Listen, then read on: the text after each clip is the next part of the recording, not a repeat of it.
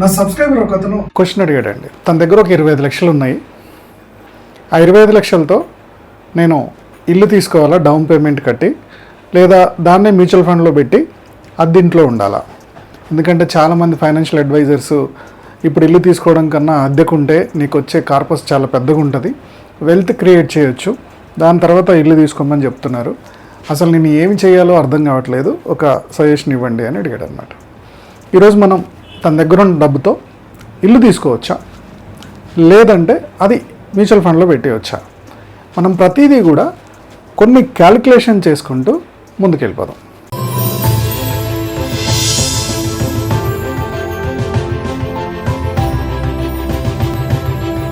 ఇండియాలో ఇల్లు అనేది ఒక కళ. ముందు కెరీర్ స్టార్ట్ అయిందంటే ఇల్లు తీసుకోవడం కోసమే ఆలోచిస్తారు. సో ఇల్లు తీసుకోవాలా వద్దా అనేది పర్సన్ టు పర్సన్, ఏరియాని బట్టి, వాళ్ళ జాబుని బట్టి డిపెండ్ అయి ఉంటుంది. ఫస్ట్ ఇల్లు ఎలాంటి కెరీర్కి అవసరం, ఇల్లు ఎవరికి అవసరం లేదు, ఈ 2 లెక్కలు ఇద్దాం. ఒక 2 ఎంప్లాయీస్ ఉన్నారు. ఎంప్లాయీ ఏ, ఇతను గవర్నమెంట్ ఎంప్లాయీ, సో బ్యాంక్లో చేస్తాడు. ఇతనికి ట్రాన్స్ఫర్స్ ఎక్కువ. హోమ్ టౌన్లో తనకు ఒక ఇల్లు ఉంది, పేరెంట్స్ ద్వారా వచ్చిన ఇల్లు ఉంది. ఇది కాకుండా హైదరాబాద్ సిటీలో ఒక ఇల్లు తీసుకుందాం అనుకుంటున్నాడు. కానీ ఇతని పోస్టింగ్ ఫస్ట్ వరంగల్లో స్టార్ట్ అయింది. వరంగల్ నుంచి హైదరాబాద్ వచ్చింది. హైదరాబాద్ నుంచి ఇమీడియట్గా అహ్మదాబాద్ నుంచి మళ్ళీ కర్ణాటకలో ఒక 2 years ఇలా తను షిఫ్ట్ అవ్వాల్సి వస్తుంది, ట్రాన్స్ఫర్ అవ్వాల్సి వస్తుంది. ఇలాంటి టైంలో తను ఇల్లు తీసుకోవడం, తన ప్యాషనేట్గా ఇల్లు కట్టించుకోవడం కరెక్ట్ కాదు. హైదరాబాద్లో ఇల్లు తీసుకోవాలనుకుంటున్నాడు. తనకి ఇష్టమైన టైల్స్ వేయించాడు, తనకి ఇష్టమైన సింకులు పెట్టించాడు. ఓకే, ఇల్లు డిజైన్ అంతా సూపర్ వేయించుకున్నాడు. లాస్ట్కి తనకి హైదరాబాద్ నుంచి వేరే ఊరికి ట్రాన్స్ఫర్ అయిపోయింది. ఇక్కడ ఇల్లు ఎవరికో ఇచ్చాడు. ఓ 10 ఏళ్ళు 15 ఏళ్ళు అయితే ఆ ఇంట్లో ఉన్న ప్లంబర్ వర్క్, ఎలక్ట్రీషియన్ వర్క్ అంతా రిపేర్లు వస్తూ ఉంటాయి. నువ్వెంతో ఇష్టపడి చేపించిన డిజైన్స్ అన్నీ నువ్వు కాపాడుకున్నట్టు వాళ్ళు కాపాడుకోలేకపోవచ్చు, ఎందుకంటే అది రెంట్ వాళ్ళకి. సో ఒక 20 సంవత్సరాలు 30 సంవత్సరాలు నువ్వు మొత్తం చేసుకొని రిటైర్ అయ్యే టైంకి ఇక్కడికి వస్తే ఆ ఇల్లు పాత ఇల్లు అయిపోయి ఉంటుంది. నువ్వు అప్పుడు మళ్ళీ అది అమ్మేసి కొత్తది కొనుక్కోవాలనే ఆలోచన వస్తుంది. ఇలా ఒక ప్లేస్లో నిలబడకుండా ఓన్లీ ట్రాన్స్ఫర్ల మీద డిపెండ్ అయ్యే వాళ్ళు ఇల్లు తీసుకోవడం కన్నా వాళ్ళు ఆ డబ్బుని ఎస్ఐపిలో పెట్టేస్తే, లేదా లంసమ్ ఇన్వెస్ట్ చేస్తే మ్యూచువల్ ఫండ్స్లో, అది వెల్త్ క్రియేట్ అవ్వడానికి స్కోప్ ఎక్కువగా ఉంటుంది.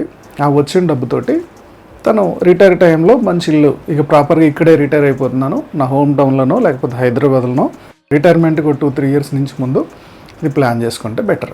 నెక్స్ట్, ఇల్లు ఎవరికి అవసరం అంటే, ఇప్పుడు ఎగ్జాంపుల్కి సాఫ్ట్వేర్ ఎంప్లాయీగా స్టార్ట్ చేసావు, హైదరాబాదు లేకపోతే బెంగళూరు, పూణే, ఒకే కంపెనీలో 7 years నుంచి ఉన్నావు. ఇంకో కంపెనీకి ట్రాన్స్ఫర్ అవుతున్నావు, ఫిర్బీ అదే సిటీలో ట్రాన్స్ఫర్ అవుతున్నావు. నువ్వు కంపల్సరీ ఇంకేరే సిటీకి వెళ్ళాల్సినంత ఇంట్రెస్ట్ నీకు లేనప్పుడు, ఒక 5 to 7 years లేదా ఇంకో 5 years నువ్వు అక్కడే ఉంటావు అనుకున్నప్పుడు ఖచ్చితంగా ఆ ప్లేస్లో ఇల్లు తీసుకోవడం కరెక్ట్. సో ఇది పరిస్థితిని బట్టి, పర్సన్ టు పర్సన్ వాళ్ళ అవసరాలను బట్టి మారుతుంది. ఈ ఫార్ములా ఇల్లు తీసుకోవాలన్నా మ్యూచువల్ ఫండ్లో ఇన్వెస్ట్ చేయాలన్నా అని ఈ ఫార్ములా అందరికీ ఒకేలాగా వర్తించదు. సరే, ఇప్పుడు ఇతని కేసుకు వద్దాం. ఒకవేళ హైదరాబాద్లోనే ఉంటున్నాడు, ఫిక్స్డ్ అదే ఏరియాలో ఉంటాడు, ఇంకా కదలడు. సిటీ అవుట్కట్స్లో ఎగ్జాంపుల్కి మేడిపల్లి రూట్లో కానీ నాగార్జున సాగర్ రూట్లో కానీ ఇల్లు తీసుకుందాం అనుకుంటున్నాడు అనుకుందాం. ఇతనికి ఇల్లు తీసుకుంటే ప్లస్ పాయింట్ ఏంటి, ఇల్లు తీసుకోకుండా ఎస్ఐపి చేస్తే ప్లస్ పాయింట్ ఏంటి, ఈ 2 కూడా మనం ఇప్పుడు డిస్కస్ చేద్దాం. ఆప్షన్ నెంబర్ 1, ఇల్లు తీసుకుంటున్నాడు. ఇప్పుడు అతను ఉంటున్న రెంటు 25,000, డబుల్ బెడ్రూమ్. సరే, కొంచెం దూరం వెళ్ళాడు, ఇల్లు తీసేసుకుంటున్నాడే అనుకుందాం.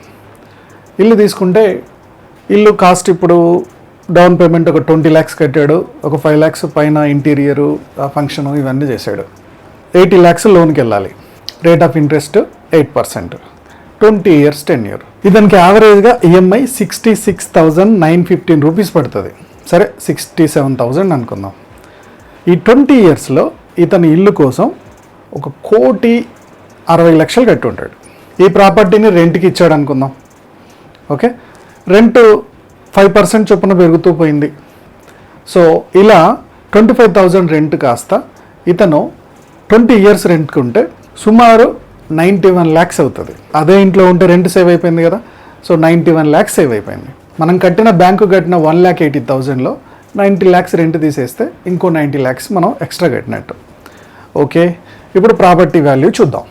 ఇంటి కాస్ట్ దాదాపుగా 8% చొప్పున తీసుకున్న 20 ఇయర్స్లో 4,66,00,000 అవుద్ది. మనం కట్టిన లోను ఎక్స్ట్రా రెంట్ బోను మిగిలింది కదా, ఇంకా లోన్ ఎక్స్ట్రా కట్టింది ఒక 90 lakhs. సో అది తీసిన దాదాపుగా 3,70 lakhs, నేను యావరేజ్గా చెప్తున్నా, ఇల్లు మీద 3,70 lakhs ప్రాఫిటే. దీని తర్వాత ఇతనికి దొరికిందేంటి? ఫస్ట్ సెక్యూరిటీ, తన సొంత ఇంట్లో తను ఉంటాడు, రెంటల్స్తో గొడవ లేదు. నీకు నచ్చకపోయినా, ఓనర్కి నచ్చకపోయినా నువ్వే ఇల్లు ఖాళీ చేయాలి. ఇలాంటి సిచ్యువేషన్తో పోల్చుకుంటే సొంత ఇంట్లో చిన్న చిన్న ఫంక్షన్లు ఉన్నాయి, పిల్లల పెళ్ళిళ్ళు ఉన్నాయి, ప్రతిదీ కూడా నీ సొంత ఇంట్లో నువ్వు క్రియేట్ చేసుకోవచ్చు. అదొక రకమైన మానసిక ప్రశాంతత, ఫైనాన్షియల్ సెక్యూరిటీ కూడా. ఒకవేళ ఇల్లు కోసం పెడితే సొంత ఇల్లు అనేది బెస్ట్ ఆప్షనే. ఇప్పుడు ఆప్షన్ 2 చూద్దాం. మ్యూచువల్ ఫండ్లో ఈ డబ్బులు పెట్టేశాడు, ఇన్వెస్ట్ చేశాడే అనుకుందాం. ఈ 25 lakhsని రెంట్కి అంతే ఉంచుతూ లంసమ్గా 4-5 మ్యూచువల్ ఫండ్స్లో పోర్ట్ఫోలియోలో పెట్టాడు. అది యావరేజ్గా 12% రిటర్న్ వచ్చింది అనుకుందాం. 20 years 12% రిటర్న్, దాదాపుగా 2,41,00,000 అవుతుంది. ఇంతవరకు ఓకే. కానీ ఇక్కడ రెంట్ కొంటున్నాడు.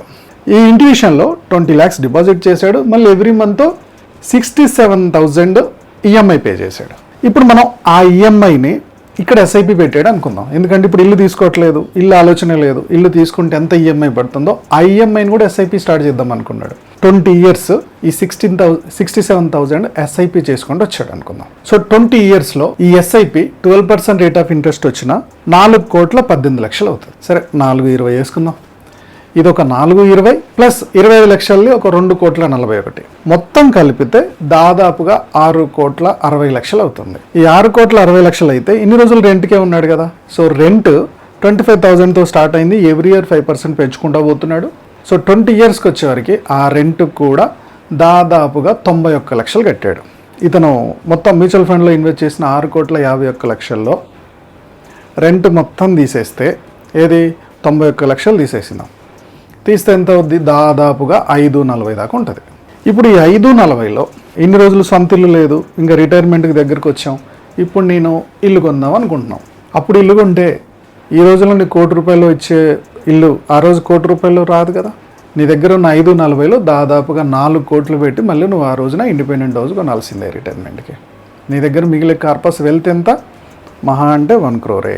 ఇల్లు కావాలా వద్దా అంటే నువ్వు 20 సంవత్సరాలు సేమ్ అదే సిటీలో అదే హోమ్ టౌన్లో ఉండి ఆ అమౌంట్ని నువ్వు ఎస్ఐపి చేసి మళ్ళీ ఈఎంఐ కట్టాల్సిన డబ్బులు కూడా నువ్వు ఎస్ఐపి చేసి 20 సంవత్సరాల తర్వాత ఆ డబ్బు పెట్టి మళ్ళీ ఇల్లు కొంటే సేమ్ అదే రేటు, నీకు మిగిలేది మహా అంటే ₹1,00,00,000 వెళ్తూ, పెద్ద తేడా ఏం లేదు.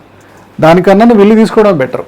లేదు, తన జాబు నేను ఇందాక చెప్పినట్టు సిటీలు తిరిగే జాబ్ అనుకోండి, తను ఎస్ఐపిల్ని స్టార్ట్ చేసుకొని ఒక లంసమ్ క్రియేట్ చేసుకొని రిటైర్మెంట్కి ఒక 2 years ముందు వచ్చి తను ఉండాలనుకున్న సిటీలో ఇల్లు కట్టేసుకొని ఆ మిగిలిన ₹1,00,00,000 ఎస్డబ్ల్యూపీగా రిటైర్మెంట్ కార్పస్ లాగా వాడుకోవచ్చు. ఆప్షన్ అనేది దీన్ని బట్టి ఉంటుంది. ఆప్షన్ నెంబర్ 3 కూడా ఉంది. ఈ అబ్బాయి దగ్గర 25 lakhs ఉంది కదా, నాకు 25 lakhs కాదు, ఇంకొద్ది కష్టపడి లంసమ్ చేసి ఏదో ఒకటి చేసుకొని ₹1,00,00,000 చేయి. ఈ 1 crore అమౌంట్ ఏం చేస్తావు? సేమ్ ఇందాక కేసులోనే 1 crore ఇండిపెండెంట్ హౌస్ సిటీ అవుట్కట్స్లో వచ్చింది అనుకుందాం.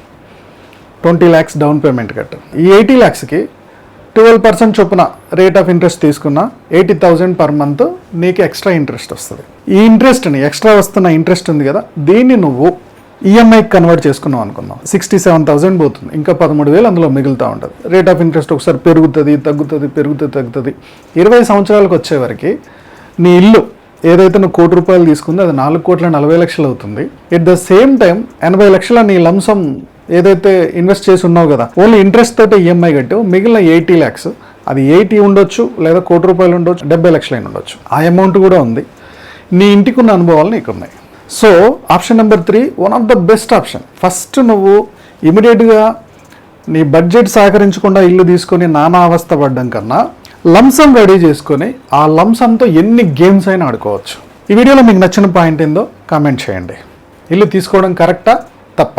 నా ఒపీనియన్ తప్పు అయితే సార్ ఇది తప్పు అని, ఒకవేళ నా ఒపీనియన్ కరెక్ట్ అయితే ఇది కరెక్ట్ అని చెప్పి కామెంట్లో పోస్ట్ చేయండి. ఏ కామెంట్ అయినా పర్లేదు.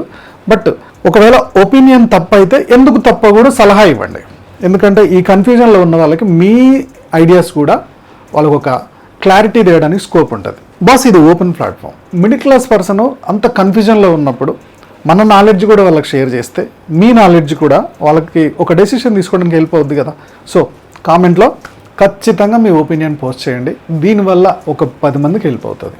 ఈ వీడియో నచ్చినట్టయితే లైక్ చేయడం, కామెంట్ చేయడం, షేర్ చేయడం మర్చిపోవద్దు. మా యూట్యూబ్ ఛానల్ చూస్తున్న మా వ్యూవర్స్ అండ్ సబ్స్క్రైబర్స్ లైఫ్లో ఎప్పుడు కూడా గొప్పగా స్థిరపడాలని కోరుకోవడంలో మీ ఆర్కే ముందుంటాడు. Go self made.